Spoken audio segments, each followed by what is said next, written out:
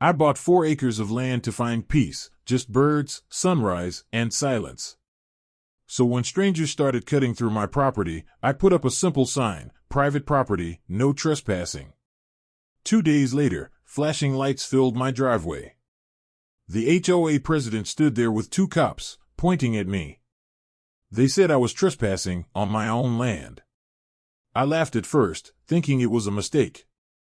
But when they handed me a citation and told me to leave the area, I realized something terrifying: power can twist truth in broad daylight. Real justice moments like this remind us that truth doesn't need power, it just needs proof. So before we dive in, drop your country or city name in the comments. I'd love to see how far this message travels. And if you believe that no one is above the truth, hit that like button and subscribe, because this channel stands for stories that speak truth to power, and this one might be the most unbelievable yet. Ronald Hunt wasn't chasing dreams anymore. He'd already lived a life of hard work, broken backs, and city noise. At 54, all he wanted was quiet. So when he found 4 acres on the edge of a small rural town, land bordered by oak trees and morning fog, he thought he'd finally found it. He built a small wooden cabin with his own hands, planted a vegetable garden, and spent his evenings watching the sun sink behind the hills. No traffic. No neighbors. Just peace. But peace never lasts long when pride and power live next door.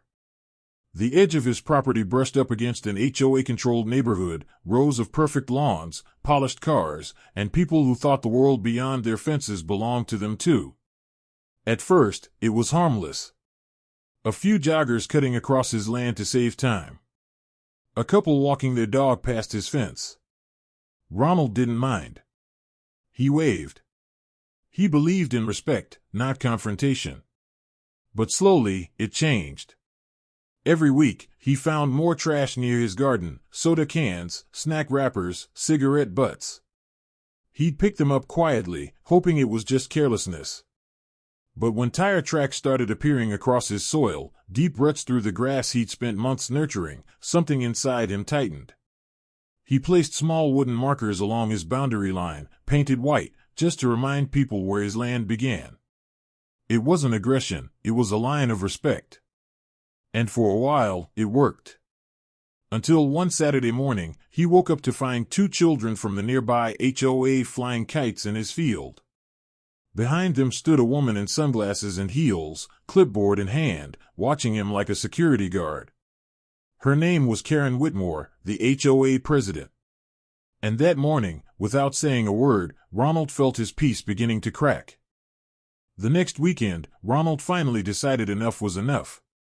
He drove to town, bought a metal post, a weatherproof sign, and a can of red spray paint. When he got back, he planted it right at the property line. The words were simple, bold, clear, and fair.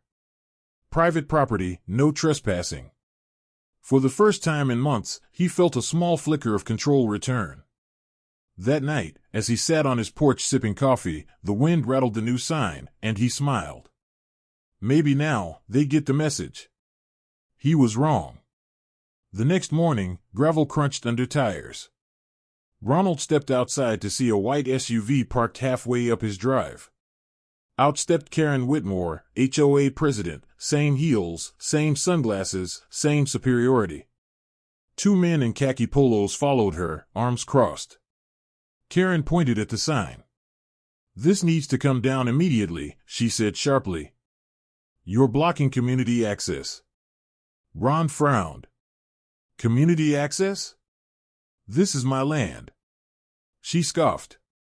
"Not according to our maps. That strips part of the neighborhood easement." Ron disappeared into his cabin, returned with a folder, his deed, stamped and signed by the county. "This line," he traced it with his finger, "is where my property begins. You and your joggers have been crossing it for months." Karen's smile vanished. "You're making a mistake," she warned. "You don't understand how this community works." "I'm not in your community," he replied calmly. The men beside her stepped forward, one snapping a photo of the sign. "We'll be filing a complaint," he muttered. Ron shrugged. "Do what you have to do. But the sign stays." Karen glared at him, then turned to leave. "You'll regret this," she said quietly. "People here don't like outsiders who make trouble." For the rest of that day, Ronald worked in silence, but the peace felt different now. Heavy. Watching. That night, as rain began to fall, he heard a truck slow roll past his house. Headlights swept across his porch before fading into the dark.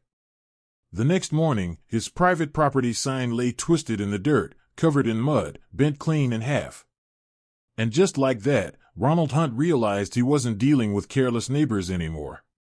He was dealing with a system that didn't like being told no. The broken sign was the moment something inside Ronald snapped, not in anger, but in clarity. He'd spent his life solving problems with his hands. Now, he was going to solve this one with evidence. That afternoon, he called his old friend Tom Davis, a local lawyer who'd known him since his construction days. When Ron explained what had happened, Tom sighed. "Sounds like intimidation. Don't engage. Just document everything. Get cameras, and make sure they back up to the cloud." So that's what he did.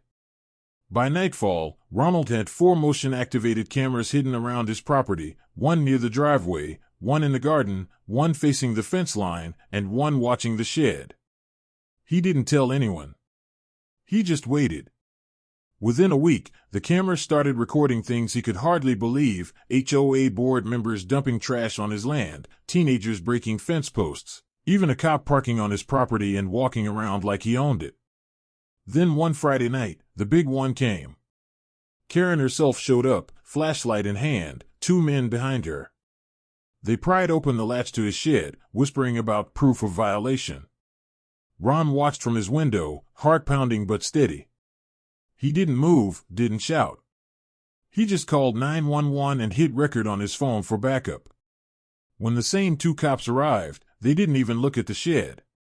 They walked straight to Ronald's porch, and one of them said, "Sir, we've had reports you're trespassing on HOA property."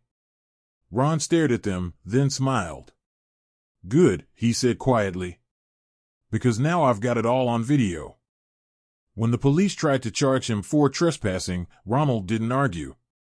He simply handed them a flash drive and said, "You might want to look at this before you finish your report."